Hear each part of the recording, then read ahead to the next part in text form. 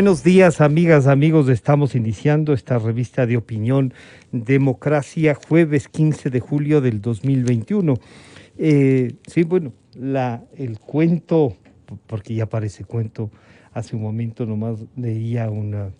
Decían, ¿cómo es posible que se le permita al alcalde de Quito, al ex alcalde o al removido alcalde de Quito, el doctor Jorge Yunda, hacer todo lo que hace? Bueno, la verdad es que la gente que le gusta respetar la ley, creo que el Consejo en eso está demostrando tolerancia, pero la que no tolera ya es la ciudad. El señor doctor Yunda ha usado todo e indebidamente incluso los temas jurídicos para defender y quedarse en el cargo.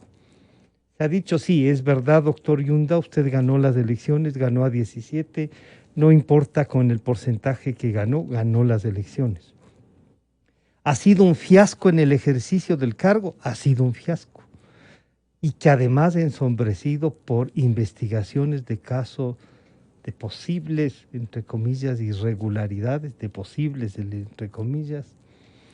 Uno dice, y cada vez que se le pregunta a usted algo es, no sé, yo no conozco, no sabía. Hasta el final, firmé un escrito, eso me dijeron mis abogados, yo no puedo decir.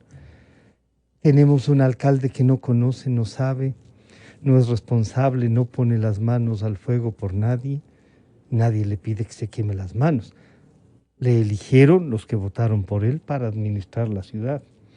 Que el Consejo encuentre, porque además se ha intentado que esto es un tema de disputa entre el alcalde removido y el vicealcalde. No, esta es una decisión del Consejo Municipal ratificada y verificada por el contencioso electoral y mañosamente dado dos actos jurídicos, por lo menos, y dicho por la señora presidenta del Consejo de la Judicatura, por lo menos irregulares. Quito no puede más y creo que el señor doctor Yunda no puede seguir jugando así. Sí, tiene un montón, o sea, se ha metido en este entramado jurídico justamente para boicotear todo lo que ya se podría comenzar a hacer para recuperar a la capital. Bueno, tenemos, como nos comentaba hace un momento Verónica, nueva ministra de Gobierno. No sé, se mantendrá el viceministro con quien habíamos conversado, Homero Castañer, yo diría, de ese encargo, mientras no estuvo el señor ministro Monge, el doctor Homero Castañer demostró, ¿no?, una agilidad y una presencia, cosa que es importante y hay que hacerle notar ahora que se termina. Mientras estaba, le entrevistamos, pero ahora que termina este encargo, decir que sí, hay que reconocer al doctor Homero Castañer los servicios prestados. No sabemos si continuará, si la abogada Vela llega con otros compañeros, ¿no?, para el trabajo que le corresponderá hacer. Está ya con nosotros el señor doctor Paul Granda, expresidente del Consejo Directivo del IES, dirigente político, ¿no? Y esto, Paul, bienvenido, buenos días. Tiene que ver con algo que usted en declaraciones públicas ha dicho, siente que es una persecución política. Pero antes de eso, ¿qué es de lo que le acusan para que desde sus palabras podamos reflexionar y buscar? El caso es la corrupción, el reparto de los hospitales. Y claro, usted nombró a Miguel Ángel Loja y de él hay otros procesos, pero comencemos. ¿De qué le acusan y por qué siente usted que esto es una persecución? Bienvenido, doctor Granda, buenos días. Francisco, buenos días. Muchas gracias por la oportunidad y un saludo afectuoso para quienes nos están escuchando y viendo al mismo tiempo. De ninguna manera la acusación tiene que ver con un asunto, como usted lo decía en inicio, de reparto de hospitales, de ningún tipo relacionado con compra de insumos o medicamentos en época de pandemia. Eso vale la pena aclarar. Yeah. Primero porque en ningún momento, digamos, un presidente del Consejo Directivo ni un vocal del Consejo Directivo tiene la competencia o la potestad para nombrar gerentes de hospitales. Esa es una competencia, una potestad que lo tiene el equipo administrativo de la institución, por un lado. Y por otro lado, vale la pena también decir que la acusación se concreta a convenios de pago que se habrían firmado, que se habrían pagado, que se habrían ejecutado a través de un contrato, por supuesto, entre abril 2016 y octubre 2018. Y estos convenios de pago se habrían favorecido, digamos, a través de la conformación de una estructura criminal que en el caso de la acusación que se me ha hecho es absolutamente absurda, es totalmente absurda. ¿Por qué? Porque si el último convenio de pago se firma en octubre de 2018, yo llego al Seguro Social en diciembre de 2018. Es decir, si usted me pregunta a octubre de 2018, usted, doctor Granda o señor Granda, usted conocía o sabía que iba a ir al Seguro Social, pero no se me pasaba ni por la cabeza. Lamentablemente, esta es una injusta acusación que no tiene fundamentos, que no tiene elementos, que no se ha podido demostrar absolutamente nada que tenga que ver con mi presencia en una estructura delincuencial y mucho menos con un beneficio económico o patrimonial. Es en concreto la acusación, Francisco, que se está haciendo y por eso es que nosotros hemos dicho de manera pública, es una acusación injusta, inverosímil, sin fundamento y que exige efectivamente que nosotros podamos defender, como no puede ser de otra manera, defendernos ante esta acusación. Claro, el tema es, Paul, que teniendo, claro, como usted fija las fechas, teniendo esto, eh, si bien el presidente del IES, el presidente del directorio, no es quien administra el IES, en los 14 años, podríamos decir, no nos acordamos mucho ya de quiénes han sido los directores generales porque fueron anulados. Realmente la autoridad, y sobre todo diría yo, con Ramiro González y después con Espinosa, las autoridades eran el presidente del IES porque ordenaban. Y claro, usted propone, y eso quizá es una de las cosas que puede generar esta duda, y le pregunto, esta vinculación a Miguel Ángel Loja, que le ha acompañado en otros trabajos a usted, ¿podría ser esa una distorsión y que Loja responda, él era el director general? Aunque Mire, la gente le dice, lo nombró Paul Granda, ¿no? no, vale la pena aclarar, creo que es preciso y vale la oportunidad para aclarar la situación. Primero, el doctor Ángel Loja, a quien yo lo conozco precisamente por haber compartido funciones en un cargo diplomático, yo no lo conocía. El único momento en el que comparte, por decirlo de alguna manera, funciones conmigo por un periodo muy corto es en el Ministerio de Transporte y Obras Públicas, luego de haberle conocido en España, digamos, en el servicio diplomático. Luego el señor Loja, el doctor Loja, fue ratificado o fue nombrado viceministro con otros ministros en el Ministerio de Transporte y Obras Públicas. Y luego de un proceso de evaluación, de selección, en donde no interviene solamente el presidente del Consejo Directivo, y francamente inclinó la balanza ahí el otro vocal que representaba a los empresarios, que le pareció un perfil adecuado, el del doctor Loja, se le nombró a mediados del año 2019 como director general. Sí, eso vale la pena aclarar, es decir, no es una designación individual, E sino es una incluso, designación de carácter general. perdón, Paul, o sea que incluso el tema del nombramiento es después de esto que le están acusando a usted.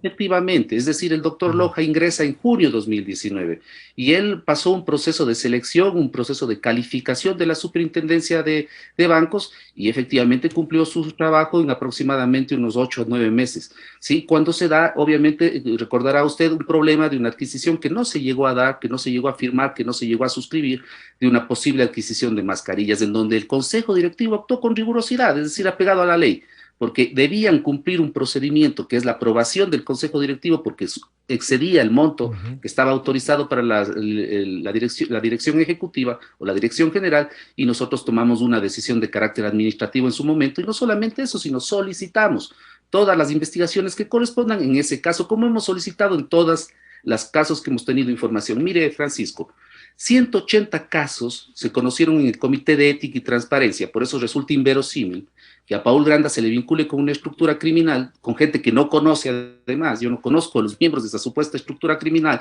no he tenido ningún tipo de relación con esas personas, cuando yo creo un comité de ética, sí a propuesta de Paul Granda, sí por impulso de Paul Granda, en el uso de atribuciones de ser un miembro del Consejo Directivo.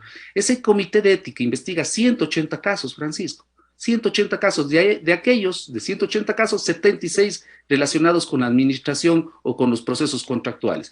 Y no solamente eso, sino que en el caso puntual de los hospitales de Guayaquil y del Hospital Teodoro Maldonado, llegamos a presentar una denuncia el 5 de julio de 2019.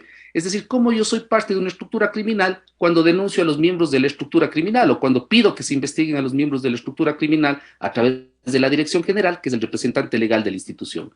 Se han Entonces, mezclado, ahí está, Francisco. claro, ahí están los tiempos y usted hace bien en señalarlos y además los hechos que usted señala, Paul.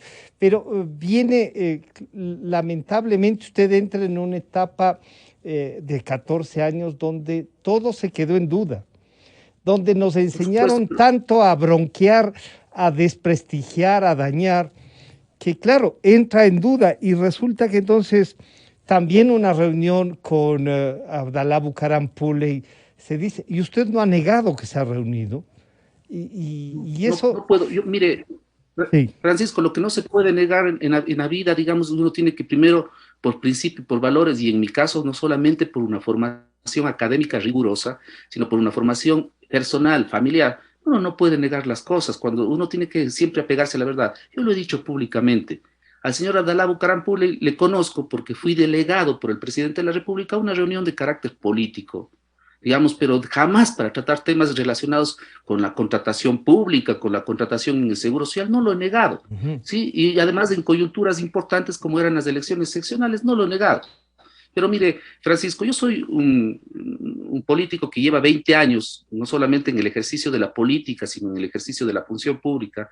He tenido la oportunidad de ser alcalde de una ciudad importante que es Cuenca, que además se rige por principios, por valores, como decía. Además, vengo de una familia que ha luchado con principios, con valores contra la corrupción. Digamos, alguien podrá estar de acuerdo, otras personas no podrán estar de acuerdo, pero eso es lo que fundamenta mi actuación. Yo jamás en mi vida, y usted podrá preguntar a cualquier político, a cualquier funcionario, jamás en mi vida he tocado temas irregulares, ni siquiera he insinuado temas irregulares. Usted puede preguntarle al exalcalde de Guayaquil, a los exalcaldes de Quito con quienes he tenido una buena relación, expresidentes, presidentes, dirigentes políticos, dirigentes gremiales. Jamás Paul Granda ha tocado temas irregulares y no iba a ser la excepción. Pero Paul, ¿no será que también esa reunión, que pudo, como usted dice, tratarse de un tema político exclusivamente, pudo haber sido manejado por los otros como que se trataron otras cosas también? Esto cuenta, ¿no? Esto puede contar. Con esta estructura de Salcedo y el tema de los hospitales, ¿usted hizo algo, a más de lo que nos recuerda del 5 de julio la demanda? ¿Usted tenía información? ¿Alguien le comentó? Porque de alguna manera alguien quiere ponerle en el juicio, pues.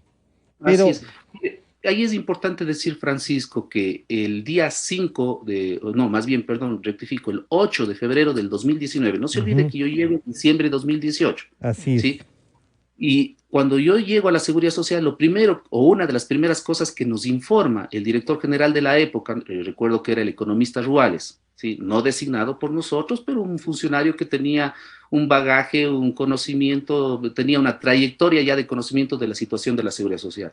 Nos informa, y no solo a mí, sino al otro miembro del Consejo Directivo, de que existía un uso excesivo de convenios de pago en los hospitales, fundamentalmente en el Teodoro Maldonado. Frente a ese comentario, yo sin siquiera conocer al gerente del hospital, mi comentario fue el siguiente. Le dije, mire, economista Ruales, el convenio de pago es una figura excepcional en contratación pública, no es una regla general. Si alguien está abusando de esta figura, hay que removerlo de la institución. Esa es mi sugerencia. Usted es el director general, usted tiene que actuar. Entonces, resulta que ese gerente es Luis Jairal Azunino.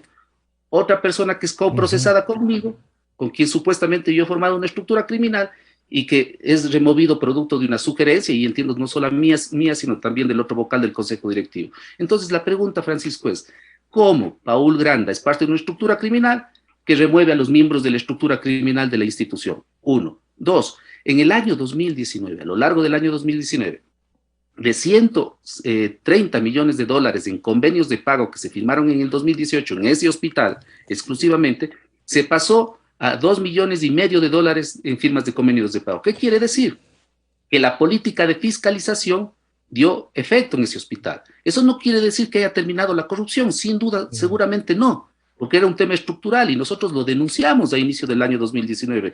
Recordará usted que yo visité varios medios de comunicación planteando el problema del fondo de pensiones, que hoy se está discutiendo, su sostenibilidad, el problema de la no existencia de un modelo de gestión en materia de salud, el problema estructural en materia de corrupción y la necesidad de que el IES cobre la deuda al Estado, que era fundamental para la sostenibilidad de sus fondos. Entonces yo denuncié y yo lo planteé públicamente. Constituye un comité de ética. La pregunta es, ¿cómo un señor que lucha contra la corrupción, que constituye un comité de ética, es parte de una estructura criminal? Es inverosímil, no tiene sustento y en el caso puntual del caso es absolutamente Y en injustificado. estos perdón, Paul, de estos 130 millones, porque claro, usted y esta oportunidad la tiene, la ha aceptado.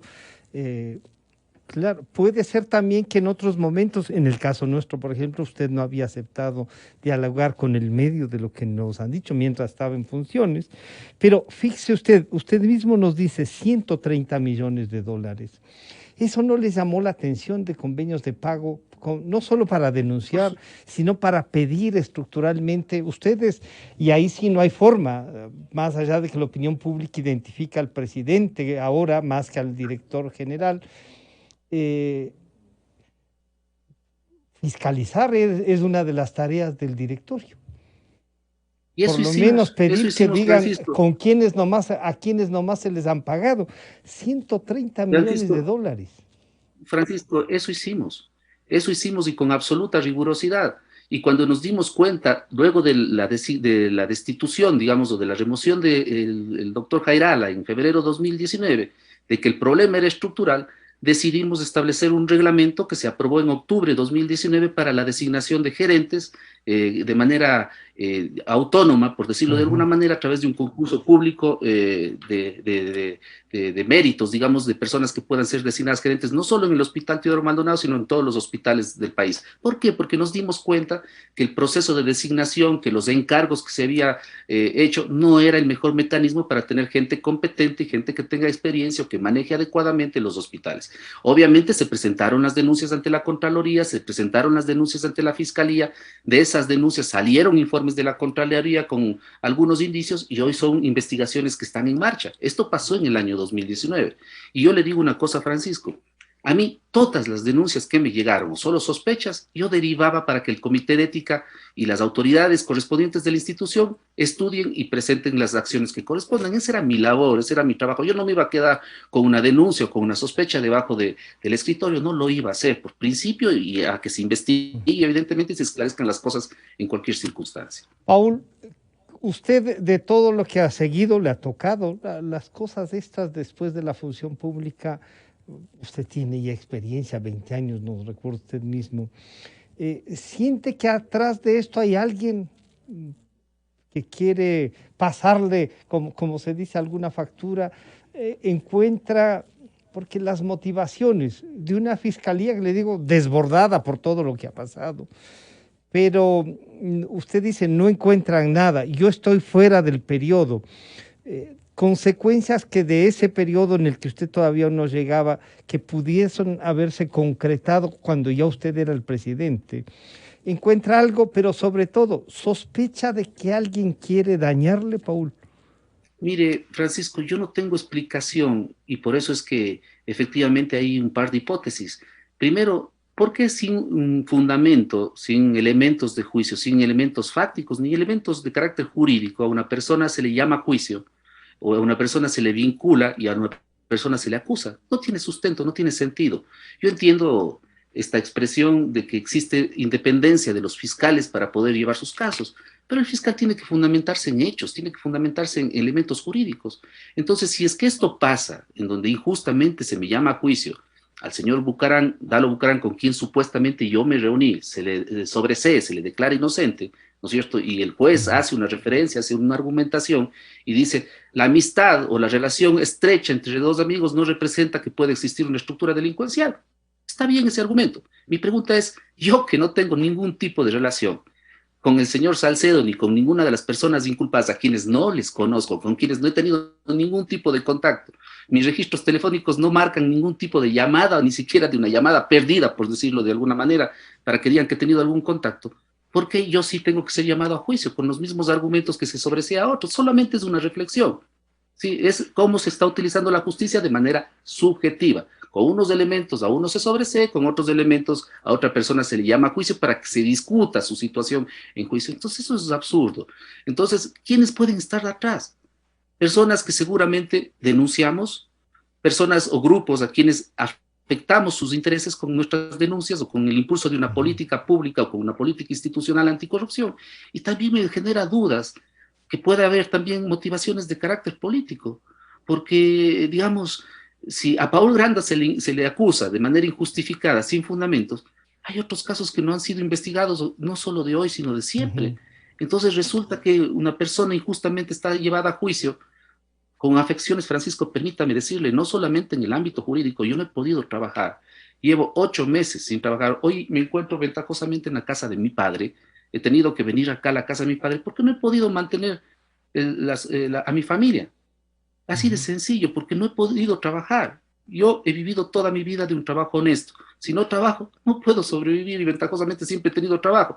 Pero hoy llevo 8 meses sin trabajar y eso me impide sostener a mi familia y he tenido que venir a la casa de mi padre. Yo me pregunto, una persona que forma parte de una estructura delincuencial, que se coaliga para tener beneficios económicos, para tener beneficios patrimoniales, estará en dificultades económicas como las que tengo yo, y lo digo, perdóneme abiertamente, no tengo recelo en decirlo, no tengo vergüenza, digamos, porque uno tiene que... Y no, cuando se ha vivido de lo que se ha ganado y no se ha acumulado en virtud de las cosas que han hecho, no, pues no, vergüenza de qué, siempre se ha vivido de lo que se trabaja, Paul.